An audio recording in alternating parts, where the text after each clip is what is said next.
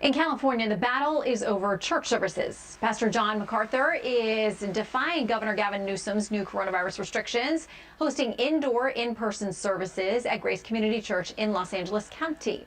Pastor says he's apparently been warned he could face fines or even arrest if he carries on, and yet he does. Pastor John MacArthur joins us live to talk about that. Pastor, good to have you with us. Thank you, Shannon. My pleasure.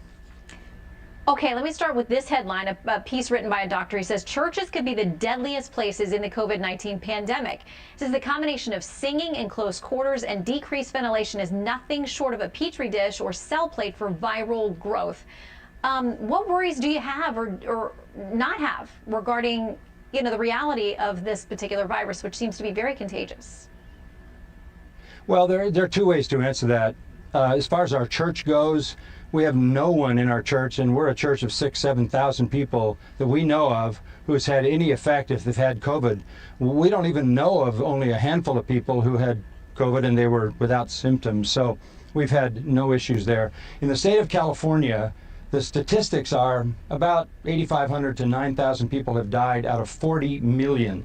That means in California you have a 99.98 chance of getting through this without any final illness. So the lockdown and the draconian things that have been going on to stifle this culture, to stifle it educationally, to stifle the businesses, to lock down people, and then to shut down churches is just not warranted by the reality of the virus. So we feel like we are the most essential reality in the world. Look, Jesus is Lord. That is the Christian confession. It's always been our confession since he rose from the dead. Jesus is Lord. He's Lord of the universe, and he's Lord and head of his beloved church, which he redeemed with his own blood. He is the head of our church. Governor Newsom is not the head of the church. Mayor Garcetti is not the head of the church. We respect them for their temporal officer leadership in our government, that when they move into the life of the church and tell the church what it can do, they're usurping a role that they don't have. The Constitution doesn't give them the power to do that, and they don't certainly have the spiritual power to do that, to usurp the place that only Jesus Christ has over his church.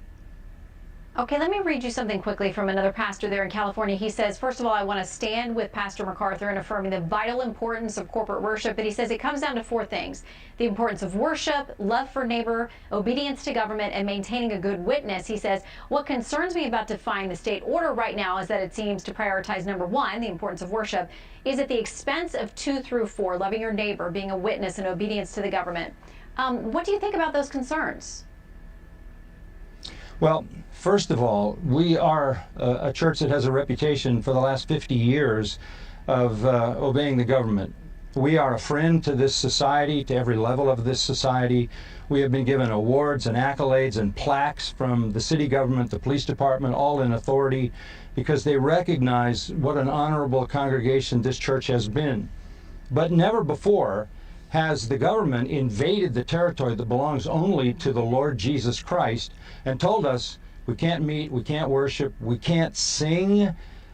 There's no power given to the government to make those kinds of calls against us. Secondly, and I said this a moment ago, Pastor, we love our neighbors. We're not spreading anything but the gospel. all right, Pastor, I'm sorry to stop you there. We're going to get cut off if I don't go, but Pastor John MacArthur, thank you very much. Political